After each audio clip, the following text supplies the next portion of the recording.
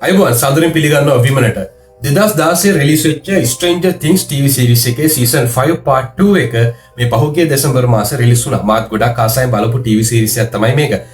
ඔයාලා දන්නවද Stranger Things TV series එකට අරගෙන තියෙන සමහර සිද්ධි, ඒ කියන්නේ Dimension X, Upside Down, Vecnaගේ powers, Elගේ telepathy, mind control වගේ දේවල්, තව අමුතු සත්තු, Demogorgon වගේ දේවල් ඇත්තටම දෙවන ලෝක යුද්ධයේ කාලෙදී ඇමරිකා විසින් කරපු එක්ස්පෙරිමන්ට්ස් කිහිපයක් කියලා. වාර්තා වෙලා තියෙන තොරතුරු වලට අනුව ඇමරිකාව නාසින්ගෙන් වැඩ අරගෙන තිනවා. ඒ විතරක් නෙමෙයි කාලගුණය පාලනය කරලා තිනවා. අඟහරු වල කොලනි හදාගෙන ඉඳලා තිනවා.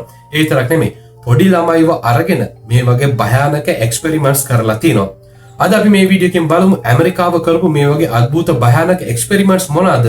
ඒවා කොහොමද මේ Stranger Things වලට සම්බන්ධ වෙන්නේ කියලා.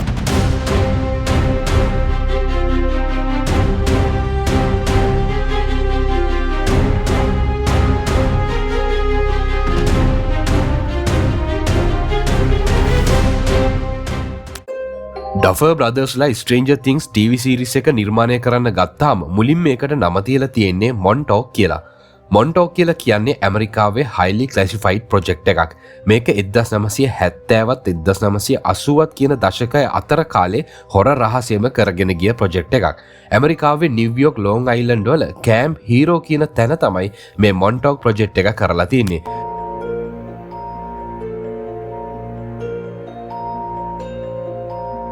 මේ ගැන ලීක් කරපු නිසා ගොඩක් අය හිතනවා මේක කන්ස්පිරසි තියරි එකක් කියලා.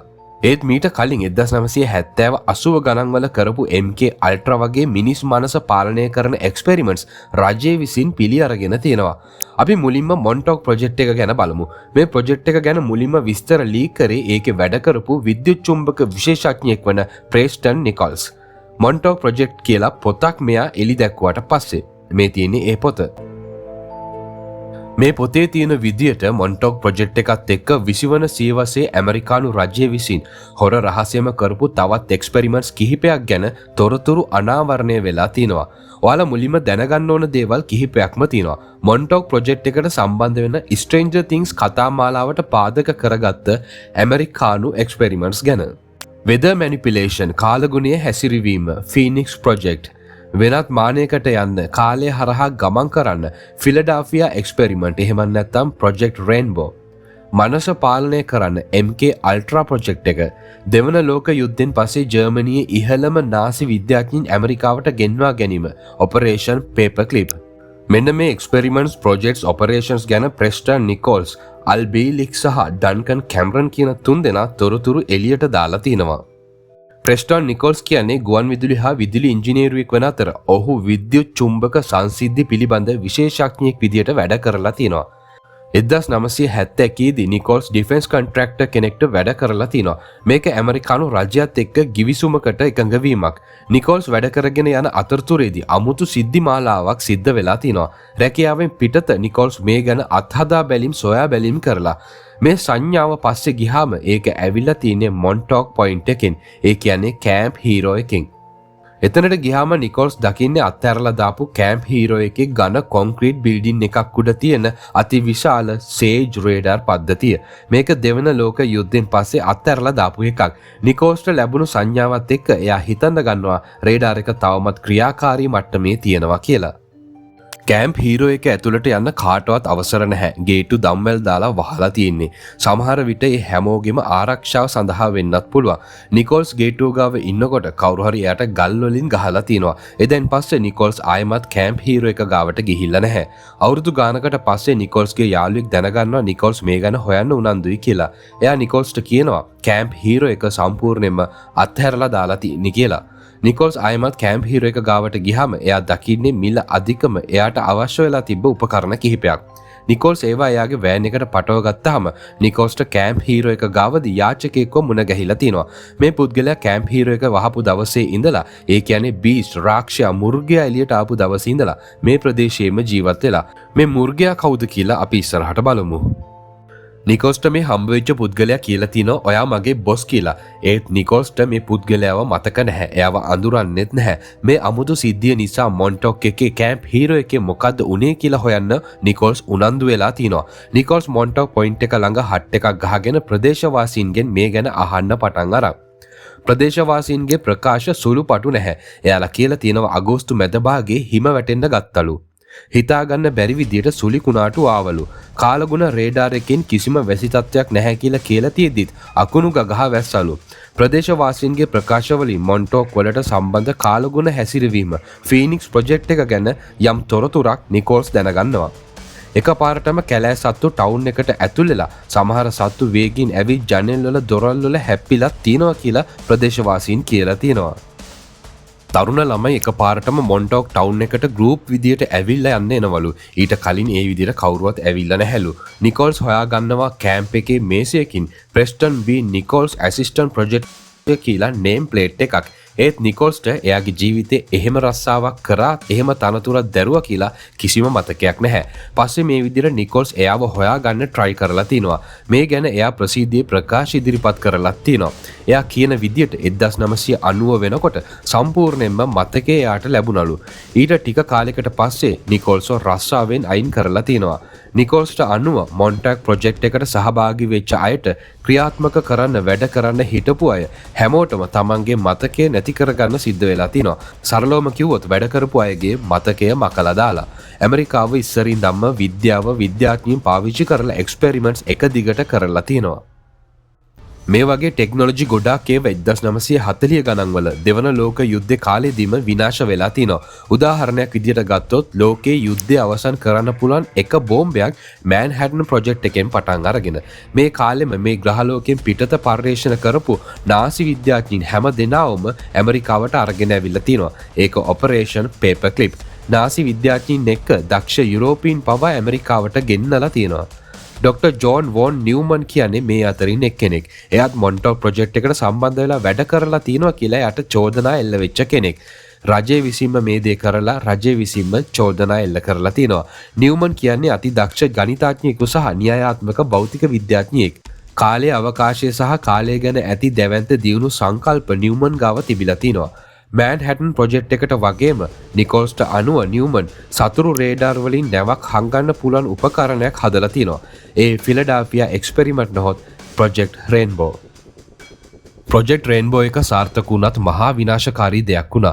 1943 ඔක්තෝබර් 28 වෙනිදා ඇමරිකාව මේ සඳහා විද්‍යුත් චුම්බක බෝතල් ආචරණයක් ඉලෙක්ට්‍රොමැග්නටික් බොටල් ඉෆෙක්ට් එකක් නිර්මාණය කරන්න ගිහින් ඒකේ තේරුම තමයි නාවික නැවක් වටා හැදෙන විද්‍යුත් චුම්බක බල ක්ෂේත්‍රයක් කියන එක. මේකෙන් සතුරු රේඩාර් වලින් ගැලවෙන්න පුළුවන්. මේ ප්‍රොජෙක්ට් රේන්බෝ එකට පාවිච්චි කළේ USS එල්ඩ්‍රිච් කියන මෙන්න මේ නෞකාව. උපකරණය ක්‍රියාත්මක කළාම රේඩාර් එකට නොපෙනුණා විතරක් නෙමෙයි නැව තියෙන තැනින් අතුරුදහන් වෙලත් තියෙනවා. ඒ විතරක් නෙමෙයි තවත් සැතපුම් ගානක් එහැයින් දර්ශනය වෙලා පස්සේ ආයෙමත් නැව පටන් ගත්ත තැනින් මතුවෙලා තියෙනවා.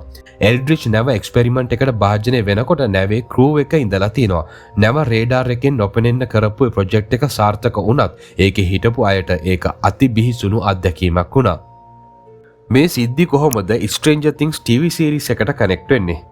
Stranger Things TV series එකේ සහ The First Shadow stage play එකේදී මේ ගැන පෙන්නලා දුන්නා. ෆිලඩාල්ෆියා එක්ස්පෙරිමන්ට් එකේ නැව රේඩාර් වලට හසු නොවි තිබ්බා විතරක් නෙමෙයි ඒක එතනින් අතුරුදහන් වුණා. වෙනත් මානයකට Abyss හෝ Dimension X කියලා හඳුන්වන තැනට ගමන් කළා. කතාවට පාදක කරගෙන තියෙන්නේ මෙන්න මේ Dimension කියන සංසිද්ධිය.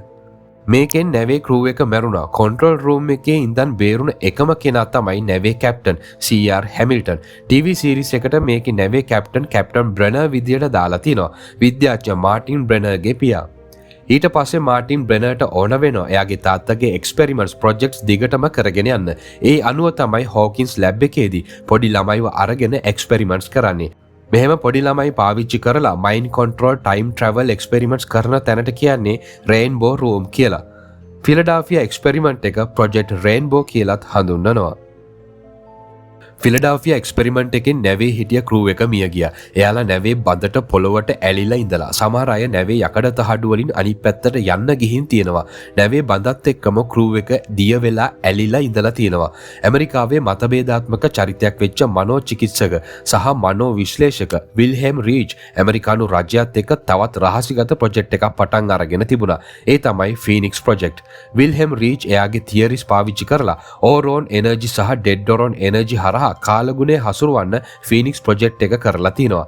ස්ට්‍රේන්ජර් තින්ග්ස් කතාමාලාවෙත් කාලගුණ විපර්යාස සිද්ධි තියෙනවා. ඉතින් විල්හෙම් රීච් කුණාටු එන්නත් කලින් ඒවා විසුරුවා හරින්න බස්ටිං රේ තුවක්කු පවා හදලා තියෙනවා. මේකෙන් මිනිස්සුන්ට විතරක් නෙමෙයි සත්තුන්ටත් ලොකු බලපෑමක් ඇති කරන්න පුළුවන්. මේකම 2022දී රිලීස් කරපු ස්ට්‍රේන්ජර් තින්ග්ස් සීසන් 4 එකේ අන්තිමට මැක්ස්ට අහන්න යාළුවෝ ප්ලේ කරන සින්දුව කේට් බුෂ් කියන ආටිස්ට්ගේ රනින් අප් දැට් හිල් කියන සින්දුව. අවුරුදු ගානකට පස්සේ මේ ආටිස්ට් මේකෙන් ඇමරිකානු ඩොලර් මිලියන 2.3ක ආදායමක් ලැබිලා තිනවා. සින්දුව රිලීස් වුණේ 1985 දී. ඇයි ස්ට්‍රේන්ජර් තින්ග්ස් ඩිරෙක්ටර්ස්ලා කේට් බුෂ්ව තෝරාගත්තේ? ඔයාලට හිතාගන්න බැරි තවත් දෙයක් කියන්නද? 1985 දී රිලීස් කරපු කේට් බුෂ්ගේ හවුන්ඩ් ඔෆ් ලව් ඇල්බම් එකේ සින්දුවක් තමයි රනින් අප් දැට් හිල් සින්දුව. මේ ඇල්බම් එකේ තවත් සින්දුවක් තියෙනවා. ඒ තමයි ක්ලවුඩ් බස්ටිං කියලා. ඒකේ විල්හෙම් රීච් ගැන කියවෙනවා.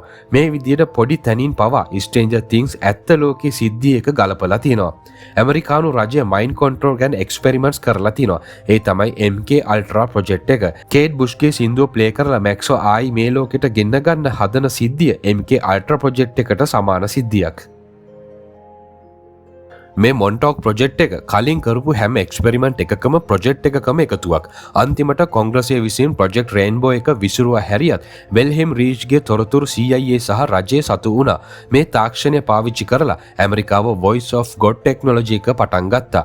මේකෙන් ඈත ඉන්න හතුරන්ගේ මනසට කටහඬවල් ඇහෙන්න සලස්සන එක තමයි කරන්නේ. ඒගොල්ලෝ මේක උත්සාහ කරලා තිනවා. මේ වගේ දෙයක් කරන්න අනිවාර්යයෙන් රජයේ මිලිටරි එකේ සහයෝගය ඕන වෙනවා. ඒ කියන්නේ ප්‍රොජෙක්ට් මොන්ටෝක් එක අනිවාර්යයෙන්ම රජයේ සම්බන්ධ වෙලා කරපු දෙයක්. මේ එක්ස්පෙරිමන්ට්ස් හැම දෙයක්ම කරන්න එයාලට තිබුණ හොඳම තැන තමයි කැම්ප් හීරෝ එක. ඒක පරණ මිලිටරි බේස් එකක්. මොකද මේ සඳහා අවශ්‍ය බලගතු රේඩාර් පවා කැම්ප් හීරෝ එකේ තියෙන නිසා. ඒ අතරේ තමයි නිකෝල්ස්ට මෙගාහර්ට්ස් 425 450 අතර සංඛ්‍යාත වාර්තා වෙන්නේ. 1971 වෙනකොට MK ultra mind control project එක පටන් අරගෙන ඉවරයි. MK අල්ට්‍රා එකට පුටුවක් පාවිච්චි කරලා තිනවා. ඒකට පුද්ගලයෙක්ව ඉන්දවලා තිනවා. මේ පුටුවට සේජ් රේඩාර් එක සම්බන්ධ කරලා. මේ පුටුවේ වාඩි වෙලා තියෙන්නේ ඩන්කන් කැමරන්. එයා තමයි මොන්ටෝක් ප්‍රොජෙක්ට් එකේ රහස් හෙලි කරපු තුන්වෙනියා. රේඩාර් එක හරහා මිනිසුන්ව පාලනය කරන තරංග විමෝචනය අත්හදා බලලා තිනවා. මේකෙන් තරංග වලින් මිනිස් හැසිරීම සහ මොලේ තරංග වෙනස් කරන්න පුළුවන් විදි ගැන හොයලා බලලා තිනවා. මේකට පස්සේ හමුදා සෙබළුන්ව බලෙන් අරගෙන ඊට පස්සේ සාමාන්‍ය මිනිස්සුන්වත් අරගෙන අවුරුදු ගානකට පස්සේ මෙයාලා අල්ටිමේට් මයින්ඩ් කන්ට්‍රෝල් ඩිවයිස් එකක් හදලා තිනවා. ස්ට්‍රේන්ජර් තින්ග්ස් එකේ L එහෙමත් නැත්නම් 11 ඩයිමෙන්ෂන් X එකට ගිහින් දේවල් හොයන්න පාවිච්චි කරන්නේත් මෙන්න මේ වගේ මයින්ඩ් කන්ට්‍රෝල් සහ ප්‍රොජෙක්ට් රේන්බෝ වගේ දෙයක්. හෙන්රිගේ මතකයේ මැක්ස් හිර කරන්නෙත් අන්න ඒ වගේ. මේ කතාවට මොන්ටෝක් ප්‍රොජෙක්ට් එකේ මේ වගේ සිද්ධි අරගෙන තිනවා. පරීක්ෂණ අතරේ කැමරන්ට හිසකෙස් කිහිපයක් අතර දීලා පුටේ වාඩි කරවලා තිනවා. කැමරන් දන්නේ නැහැ ඒ හිසකෙස් කාගේද කියලා. ඒත් හිසකෙස් අතින් අරගෙන මොන්ටෝක් පුටුවේ වාඩි වුණාම කැමරන් හිසකෙස් අයිති පුද්ගලයාගේ ඇස් වලින් වටපිටාව බලවන්න පුළුවන් වෙලා තිනවා. නිකෝල්ස්ට අනුව මේ පුටුව හදන්න ටෙස්ලා කොයිල් සහ ඒලියන් ටෙක්නොලොජි පවා පාවිච්චි කරලා තිනවා. ස්ට්‍රේන්ජර් තින්ග්ස් TV සීරීස් එකේ ඉන්න විල් ඩෙමගෝගන්ලගේ ඇස් වලින් දකින සිද්ධිය මේ හා සමානයි. කිසිම දෝෂයක් නැති නිසා මෙයාලා ඊළඟ අවුරුදු කිහිපය මේ තාක්ෂණය තවත් වැඩි දියුණු කරලා තිනවා. ඒ තමයි ටයිම් ට්‍රැවල් වලට. මෙයාලා කාලය සහ අවකාශය හරහා ගමන් කරන්න මේ තාක්ෂණය පාවිච්චි කරලා කැමරන්ව පුටුවේ වාඩි කරලා අතීතයට සහ අනාගතයට පෝර්ටල්ස් ద్వාර විවෘත කරන්න උත්සාහ කරලා තිනවා. කැමරන් පුටුවේ ඉඳගෙන ඉන්නකොට යන්ත්‍රයේ බලෙන් කැමරන්ගේ මනස යොමු කරන ඕනම තැනකට උමම් මාර්ගයක් වැන්නක් විවෘත කරලා ඒ හරහා මොන්ටෝක් ඉඳලා කාලයේ ඕනම තැනකට මිනිස්සු යැවීම අත්හදා බලලා තියෙනවා. ස්ට්‍රේන්ජර් තින්ග්ස් TV සීරීස් එකේ විල් රෑට නිදාගත්තාම එයා ඔටෝමැටිකලි උමම් මාර්ගයක් නිර්මාණය කරලා තිනවා. මොන්ටෝක් වලත් උනේ මෙන්න මේ හා සමාන සංසිද්ධියක්. නිකෝල්ස් කියන විදියට ඔල්ටර්නේටිව් 3 පොත ඇත්තක්. කෙටියෙන්ම කිව්වොත් නිකෝල්ස් කියන විදියට මිනිස්සු අඟහරු වල ජනාවාස නිර්මාණය කරලා තිනවා. නිකෝල්ස්ට අනුව මොන්ටෝක් වල ඉහළ පෙළේ නිලධාරීන් මේ ලෝකෙන් පිටත ජනාවාස ගැන දැනගෙන ඉඳලා ඒ අය එක කුමක් හෝ ක්‍රමයකින් සම්බන්ධ වෙලා තිනවා. ඔවුන් ඉන්නේ අඟහරු වල ප්‍රසිද්ධ මුහුණ මත තියෙන සයිඩෝනියා ප්‍රදේශයේ භූගත ගුහා ඇතුලේ. මේ ගැන හොයන්න ద్వාර හරහා ළමයිවත් යවලා තිනවා. සමහරු විශ්වාස කරලා තිනවා ළමයිගේ මනස විවෘත නිසා මේ එක්ස්පෙරිමන්ට්ස් වලට ගොඩක් යෝග්‍යයි කියලා. ස්ට්‍රේන්ජර් තින්ග්ස් වල L එහෙම නැත්නම් 11 කියන්නේත් අන්න ඒ වගේ ළමෙක්. 1983 අගෝස්තු 12 වෙනිදා මොන්ටෝක් එකේ විද්‍යාඥයින් සේජ් රේඩාර් එක දිගට ක්‍රියාත්මක කරලා තියන්න දැඩි තීරණයක් අරගෙන තිනවා. දවස් 7ක් ගියට පස්සේ සම්ප්‍රේෂකයේ විසින් මීට අවුරුදු 40ට කලින් අතුරුදහන් කරලා ආයි මතුවෙච්ච එල්ඩ්‍රිච් නැවත් එක්ක සම්බන්ධ වෙලා. ඒකෙන් වර්ම් හෝල් එකක් නිර්මාණය වෙලා තිනවා. නිගෝල් සහ අනිත් අය මේකට කැමති වෙලා නැහැ. එයාලා එපා කිව්වත් මේ විද්‍යාඥයින් මේක නවත්තලා නැහැ. නිකෝල් සහ අනිත් අය කැමරන්ට යම් සිග්නල් එකක් දුන්නට පස්සේ කැම්ප් හීරෝ එකේ හිටිය සයිකික් බීස් කෙනෙක් මානසික මුර්ගයෙක්ව මුදා හැරලා තිනවා. මේ මුර්ගයා කැම්ප් හීරෝ එකේ හැම දෙයක්ම එක සැනින් විනාශ කරලා තිනවා. දැනට තියෙන වාර්තා ප්‍රකාශ ලිපි වලට අනුව මොන්ටෝක් ප්‍රොජෙක්ට් එක අවසන් වෙන්නේ අන්න එහෙම. මොන්ටෝ ප්‍රොජෙක්ට් එකේදී බීස්ට් කෙනෙක්ව නිර්මාණය කළාද? ඩෙමගෝගන් කෙනෙක්ව? ඇත්තටම කැමරන් එලියට දාපු සත්වයා මොකෙක්ද? මොන්ටෝ ප්‍රොජෙක්ට් එකේ කාලය හරහා යන්න වෙනත් මානයකට යන්න ద్వාරයක් හැදුනහම වර්ම් හෝල් එකක් මැවුනහම මේ සත්වයා මුර්ගයා ඒකෙන් වෙනත් මානයකට ගියද? හරියට නිකන් ස්ට්‍රේන්ජර් තින්ග්ස් වල වගේම අප්සයිඩ් ඩවුන් එකකට. ස්ට්‍රේන්ජර් තින්ග්ස් වලට අනුව 1983 දී වර්ම් හෝල් අහම්බෙන් ඕපන් වුණාට පස්සේ සම්පූර්ණයෙන්ම වැඩුණු ඩෙමගෝගන් කෙනෙක් ඉන්දියානාවල හෝකින්ස් වලට ඇවිල්ලා තියෙනවා.